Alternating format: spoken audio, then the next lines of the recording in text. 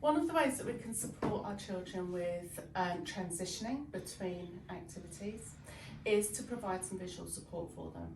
One of the ways that we do that is through using a now and next board.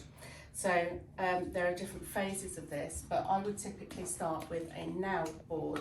So you can do this on a piece of paper. I've got a whiteboard here. It really doesn't matter. It can be very simple. And let's say it's nearly time for breakfast. So we've all woken up and we've got dressed. Now we're going to go down and have some breakfast. So we need to give your child a way of recognising that it's breakfast time that suits them. So it might be easiest to say, here's a photograph of your child having breakfast.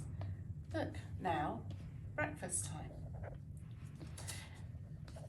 An alternative way would be to use what we call objects of reference. So it's finding an object that represents that activity. I have a toy bowl and spoon here, so I might just put that there and say, now, breakfast.